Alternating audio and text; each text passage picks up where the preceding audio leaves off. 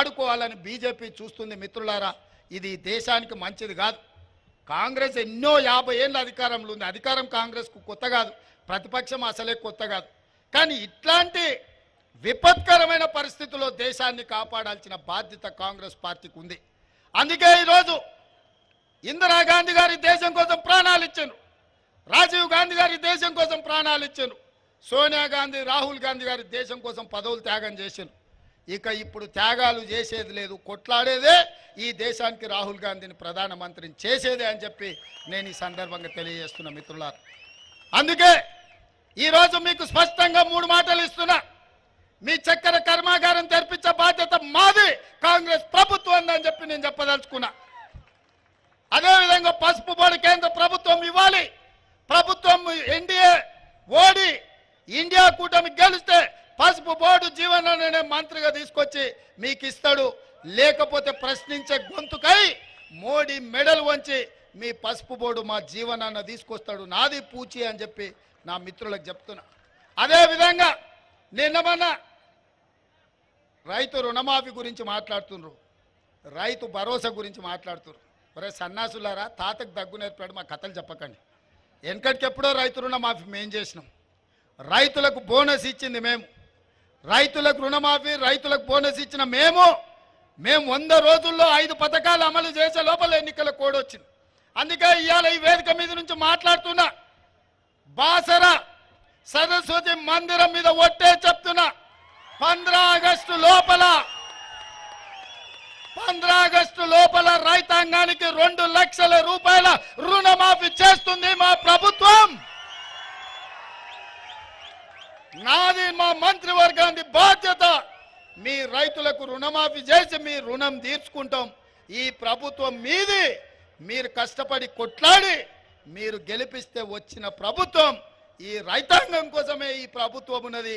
ఈ రైతాంగాన్ని ఆదుకునే బాధ్యత మాది.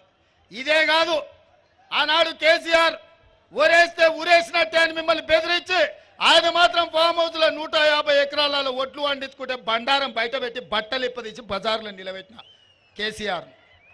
ఆ రైతులకు నేను మాట ఇస్తున్నా, ఎంతైనా వరి పండించుకోండి, 500 రూపాయల బోనస్ అదనంగా ఇచ్చి మీ ఒడ్లు కొనే బాధ్యత మా ప్రభుత్వానికి.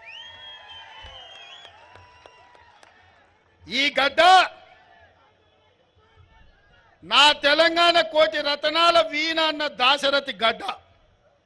ఈ నిజామాబాద్ గడ్డ, ఇక్కడనే జైల్లో తెలంగాణ ఉద్యమానికి ఊపిరి ఊదింది దాశరథి గారు. నా తెలంగాణ కోటి రతనాల వీణ అని నిజామాబాద్ గడ్డ మీద నుంచి చెప్పారు. ఈ గడ్డ ఆనాడు ఎం నారాయణ రెడ్డి గారు మొట్టమొదటి తెలంగాణ ఉద్యమంలో క్రియాశీలక పాత్ర పోషించిన గడ్డ. ఈ గడ్డ సదాలక్ష్మి తన సొంత బంగారాన్ని అమ్మి తెలంగాణ ఉద్యమానికి అండగా నిలబడ్డ గడ్డ. ఈ గడ్డ జట్టి ఈశ్వరీబాయి ప్రాతినిధ్యం వహించిన గడ్డ. ఈ గడ్డ ఆర్గుల రాజారాం ఈ ప్రాంతం నుంచి పేదల తరఫున నిలబడి ఈ ప్రాంత అభివృద్ధి కోసం పనిచేసిన గడ్డ. ఈ గడ్డ పెద్దలు మండవ వెంకటేశ్వరరావు తెలంగాణ రాష్ట్రంలోనే నిజాయితీ గల నాయకుని చూపించండి అంటే నిటారుగా నిలబడి చూపించే మండవ వెంకటేశ్వరరావు గారు ఈ ప్రాంతం నుంచి ప్రాతినిధ్యం వహించిన గడ్డ. ఈ గడ్డ పెద్దలు సుదర్శన్ రెడ్డి గారు ప్రాతినిధ్యం వహిస్తున్న గడ్డ. ఈ గడ్డ డి శ్రీనివాస్ గారు అన్న చెప్తున్నాడు, డి శ్రీనివాస్ గారు కూడా కానీ కాకపోతే కొడుకు అక్కడ పోయింది, తనకి చెడ్డ పేరు తెచ్చాడు. ఈ గడ్డ నిన్న మన భారతదేశానికి ప్రతిష్ట తెచ్చిన బాక్సర్ నిఖత్ జరీన్ మీ గడ్డ మీద పుట్టిన బిడ్డ. ఎన్నో కట్టుబాట్లను తెంచుకొని భారతదేశ ప్రతిష్ట పెంచి మనకు మెడల్స్ తీసుకొచ్చిన ఆడబిడ్డ నిఖత్ జరీన్ మీ నిజామాబాద్ గడ్డ. ఎవరెస్ట్ శిఖరం ఎక్కిన మాలవత్ పూర్ణ మీ బిడ్డ మీ నిజామాబాద్ గడ్డ అని చెప్పి నేను ఈ సందర్భంగా తెలియజెప్పదలుచుకున్నాను. మరి ఇంతమంది గొప్ప వాళ్ళు ఉన్న ఈ గడ్డ మీద ఈ బిడ్డల్ని నేను ఒకటే మాట్లాడుతున్నా, ఒక మాట ఏమని మిమ్మల్ని అడుగుతున్నా. జీవనాన్ని మీరు పార్లమెంటుకు పంపించుర్రి. మీకెవ్వరు మీ రైతులు 10 మందికి బుక్కెట్ బువ్వ పెట్టేటోళ్ళు, ఎవడొచ్చినా ఇంత సాయం చేసేటోళ్ళు, దానికో దీనికో వంగేటోళ్ళు లొంగేటోళ్ళు కాదు. అందుకే ఈ మీటింగ్కి వచ్చినా రాకపోయినా వీడీసీలకు నేను విజ్ఞప్తి చేస్తున్నా. ఈ నిజామాబాద్ రైతాంగానికి నేను వేడుకుంటున్నా, పెద్దలు జీవన్ రెడ్డి గారిని గెలిపించి నిజామాబాద్ గౌరవాన్ని నిలబెట్టండి. పార్లమెంట్లో మీ ప్రశ్నించే గొంతుకైతే మీ సమస్యలు పరిష్కరించే మీ నాయకుడు